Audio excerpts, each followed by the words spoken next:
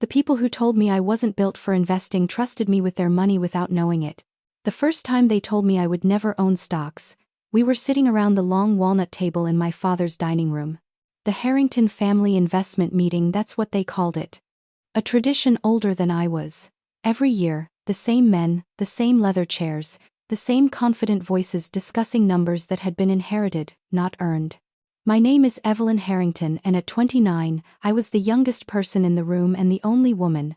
Dad stood at the head of the table, sleeves rolled up, acting like a CEO instead of a man who skimmed quarterly reports. My uncle Robert leaned back with his arms crossed. My older brother Lucas scrolled on his phone until it was his turn to sound knowledgeable. I sat near the window. Always the window. Markets are too emotional for amateurs, Uncle Robert said, tapping the table. You need discipline. Experience. Dad nodded. Exactly. This isn't something you dabble in. Lucas smirked and finally looked at me. No offense, Ev, but you're just not built for this. There it was. Casual. Effortless. Final. No one corrected him. No one noticed the way my coffee went untouched, or how my fingers tightened around the mug. They had already decided who I was allowed to be. I didn't argue. I didn't defend myself. I didn't remind them I had studied finance, or that I followed markets more closely than any of them. I simply listened. They talked about their investment fund like it was a living thing, fragile, complex, sacred, something that needed protecting from the wrong hands. Especially mine. What they didn't know, what none of them even considered, was that while they were debating strategy, I had already learned the rules of ownership. And while they were deciding I didn't belong at the table, I was quietly buying the table itself. In the Harrington family, roles were assigned early, and once assigned, they were rarely questioned. Men handled money. Women handled everything else. My mother balanced household budgets and organized charity luncheons. My aunts planned holidays and spoke proudly about generosity, never about growth. When conversations drifted toward markets or investments, the women faded into the background, refilling glasses or clearing plates as if on cue. No one ever said women weren't allowed. They just made it clear we weren't expected. I learned my place by observation. When I asked questions, they smiled. When I persisted, they redirected. That's complicated, Evelyn. Leave that to us. You'll understand when you're older. I wasn't discouraged. I was minimized. At family gatherings, my achievements were framed safely, harmlessly. If I mentioned my degree, it became, she's great with details. If I talked about work, it was, she's very organized. Never strategic, never analytical, never threatening. My brother Lucas, on the other hand, could repeat a headline he barely understood and be praised for his instincts. By the time I graduated, the box they'd built around me was solid and comfortable for them. The dependable daughter. The quiet one. The observer. It worked because I let it. I learned early that pushing back only made them close ranks. Challenging the hierarchy turned me into a problem to be managed. So I adapted. I listened more than I spoke. I asked fewer questions out loud. I nodded at things I already understood and smiled when they explained concepts I'd studied in depth. They mistook my silence for ignorance. My patience for passivity. The truth was simpler and far more dangerous. While they were busy deciding what I could never become, they were giving me something far more valuable than permission. They were giving me time. Time to learn. Time to plan. Time to grow beyond the box they so confidently sealed around me. When you're told often enough that something isn't meant for you, you either walk away or you learn how to do it without being seen. I chose the second option. I didn't announce that I was interested in finance. I didn't ask for mentorship or approval. I stopped trying to be included in conversations where my presence made people uncomfortable. Instead, I studied in silence. Late at night, after work, I sat at my kitchen table with textbooks and market reports spread around me. I read balance sheets the way some people read novels, slowly, carefully, looking for patterns. I followed earnings calls, tracked sectors, watched how sentiment shifted before prices did. No one knew. That was the point. I had studied finance in college, but the real education came afterward. From mistakes. From small wins. From understanding why something failed instead of blaming luck. I opened my first brokerage account with money I'd saved from internships and side jobs. It wasn't impressive. It wasn't supposed to be. Every dollar mattered because every lesson did. While my family trusted professionals they barely questioned, I questioned everything. Fees, assumptions, narratives that sounded confident but weren't supported by numbers. I learned how quickly certainty collapsed under scrutiny. I lived modestly on purpose. No flashy purchases, no lifestyle inflation. Whatever I didn't spend, I invested. Whatever I invested, I tracked obsessively. There were nights I doubted myself. Weeks where the market punished patience. Moments where it would have been easier to stop, to stay safely inside the box they'd prepared for me. But something quiet kept me going. Not anger. Not revenge. Clarity. I wasn't trying to prove them wrong. I was trying to prove myself right. Over time, the numbers began to reflect that. My portfolio grew not explosively, but steadily. More important than the money was the confidence it built. I understood what I owned. I knew why I held it. I trusted my decisions because they were informed, not inherited. And still, I said nothing. Because learning in public invites interruption. Learning in silence invites momentum. While they assumed I was standing still, I was building something entirely my own, brick by brick, trade by trade, without permission, without applause, and without anyone realizing how far I had already gone. The opportunity didn't arrive with drama or urgency. There was no announcement, no sudden crisis that forced my hand. It came disguised as paperwork. One evening, while reviewing old documents my father had emailed before a family meeting, I noticed a section I'd never paid much attention to before: the structure of the Harrington Family Investment Fund. It wasn't a corporation. It wasn't a trust locked in tradition. It was a partnership. I reread the clause slowly. Ownership interests could be transferred. Sold. Assigned. Perfectly legally. As long as the documentation was filed correctly. I leaned back in my chair and felt something shift, not excitement, not panic, but clarity. They talked about control like it came from authority. From experience. From being the loudest voice in the room. But the document said something else entirely. Control came from ownership. That night I didn't rush to act. I didn't tell anyone. I didn't even make a plan. I simply started paying attention in a new way. At dinners, I listened differently.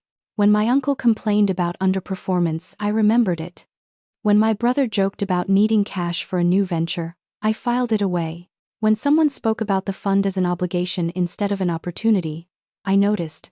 They saw the investment fund as something symbolic, a marker of status, a tradition to maintain. I saw it for what it actually was, a collection of numbers, governed by rules they rarely read. The irony was almost uncomfortable. They were so focused on keeping people like me out of decision-making that they never considered I might enter through ownership instead. I didn't need to challenge them. I didn't need to ask for a seat at the table. The table could be bought, quietly, piece by piece. And the more I thought about it, the clearer it became. No one was watching the doors they assumed no one would ever try to open. That was the moment everything changed, not because I made a move, but because I realized I could. And once you see an open door, pretending it doesn't exist is no longer an option. I didn't start by trying to take control.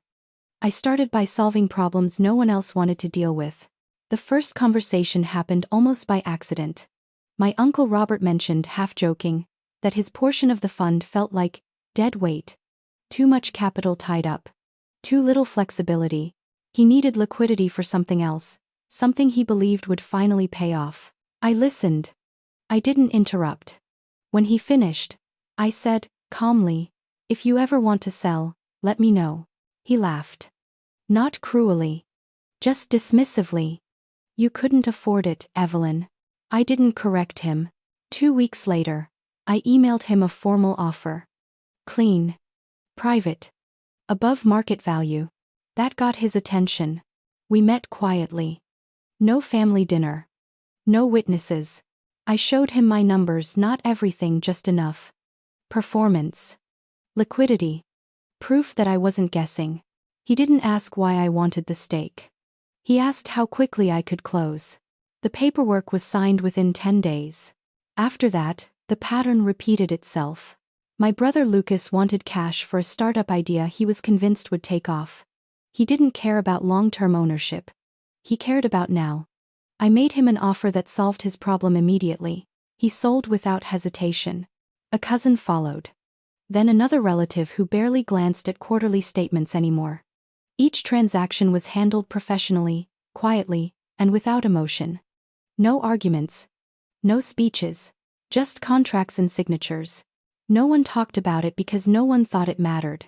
They didn't compare notes. They didn't ask who else had sold. They assumed I was making isolated decisions, small, harmless ones. They never zoomed out. I kept my voice steady. My expressions neutral. I attended family gatherings like nothing had changed, listening as they debated strategies I was no longer obligated to follow. Each time a document was filed, my position shifted. Incrementally, legally, permanently. What struck me most wasn't how easy it was how invisible. They had spent years guarding the table from people like me, convinced the threat would come from loud challenges or open rebellion. They never imagined control could be transferred through patience. By the time the final agreement was signed, there was nothing left to negotiate. I didn't own all of it. I didn't need to. I owned enough. Enough to decide. Enough to direct. Enough to make every argument irrelevant. And the most dangerous part wasn't what I had done. It was that no one had noticed it happening. Control didn't announce itself. It revealed itself through numbers. Once I had enough ownership to act, I didn't rush to change everything overnight. That would have drawn attention.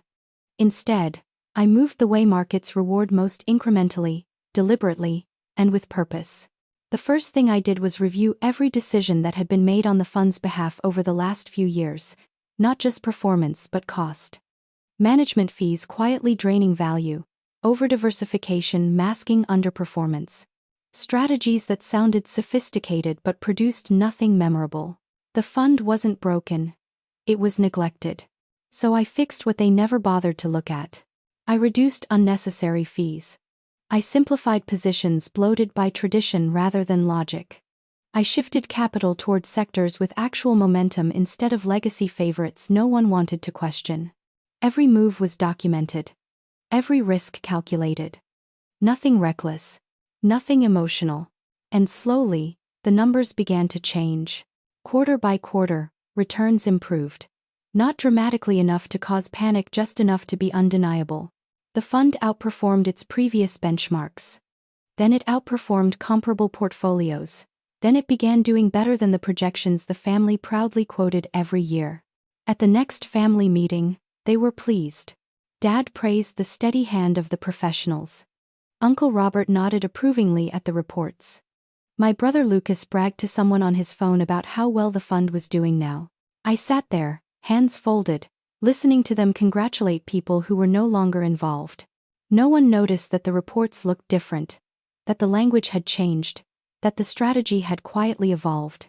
They skimmed the summaries and trusted the headlines, just as they always had. That was the moment I understood something important. Results don't need introductions. No one asked me what I thought. No one needed to. The numbers were doing the talking for me clearly, confidently, without asking permission. There was a strange calm in watching it happen. Not satisfaction, not revenge, confirmation. I hadn't taken control to prove them wrong. I had taken control to see if I could do better. And I was. The fund grew steadily, efficiently, almost quietly, just like I had. While they debated theories and defended old assumptions, the reality kept compounding in the background. They still believed authority came from tradition. They still believed expertise came from titles. They didn't yet realize that power had already shifted, measured not in voices raised at the table but in returns they couldn't argue with. The results had spoken. They just hadn't figured out who was speaking yet. The reveal didn't happen the way people imagine moments like that do. There was no dramatic announcement. No raised voice. No triumphant pause. It happened because my father asked a question. We were seated around the same walnut table, the annual meeting running longer than usual because the numbers were unusually good. The fund had outperformed expectations again. The tone was confident, almost celebratory. Dad frowned at the report in front of him. "This doesn't look like Wellington's usual structure," he said. "The allocation's different." Uncle Robert leaned in. "More concentrated. Less padding. Lucas shrugged. Whatever they're doing, it's working. I took a slow breath and spoke for the first time that afternoon. It's not Wellington. The room stilled. Dad looked up. What do you mean? It's not. I mean they haven't been managing the fund for a while. There it was. Confusion first. Then irritation. That's not possible, Uncle Robert said sharply. We'd know. I reached into my bag and placed a thin folder on the table. No theatrics. Just paper. I terminated their contract months ago, I said. Legally. As a majority owner. Silence. Lucas laughed once, uneasy. Majority owner? Evelyn, that's not funny. I own 62% of the fund, I replied evenly. I acquired the shares over the last year and a half. All transactions are filed. You've been receiving updated reports. You just didn't read past the summaries. My father's face drained of color. You can't just take control like that. I didn't take it, I said. I bought it. Uncle Robert stood up. From who? From people who wanted liquidity, I answered. Willing sellers, fair prices, clean contracts. No one spoke. The authority in the room so carefully curated for decades collapsed under the weight of documentation. This isn't right, my father said finally. You were never built for this? I finished for him. The words landed harder than I expected. I wasn't built for permission. I continued, my voice steady. I was built for results. And the results are right in front of you. I didn't argue. I didn't need to. Ownership doesn't debate. It doesn't explain itself. It simply ends the argument. And in that moment, watching them sit with the reality they could no longer dismiss, I understood something with absolute clarity. They could disagree with me all they wanted. But they could no longer ignore me. I didn't leave that meeting feeling victorious. There was no rush of adrenaline, no sense of revenge fulfilled. What I felt instead was something calmer, final. For years they believed power came from speaking the loudest, from guarding traditions, from deciding who belonged and who didn't. They believed silence meant weakness. They were wrong. Silence gave me space. Space gave me focus. Focus gave me ownership. I never needed their permission to learn, to build, or to succeed. While they were busy protecting a table they thought I'd never touch, I was learning how ownership worked, one document, one decision at a time. They said I'd never own stocks. I didn't argue. I didn't ask to be included. I did something far more effective. I owned the fund. And the quiet they once mistook for insignificance became the very thing that made me impossible to ignore. If you've ever been told you didn't belong in a room, a conversation, or a future someone else decided for you, I hope my story reminded you of this. Silence doesn't mean surrender. Sometimes it's strategy. Sometimes it's strength. I didn't win by arguing louder. I won by learning quietly, building patiently, and letting results speak when words failed. If my journey resonated with you, I'd love to hear your thoughts. Do you believe quiet determination is more powerful than confrontation? What would you have done in my place? Share your perspective in the comments. And if stories about self-worth, boundaries, and reclaiming power matter to you, please support the channel by liking, subscribing, and joining the conversation. Your voice here matters more than you think.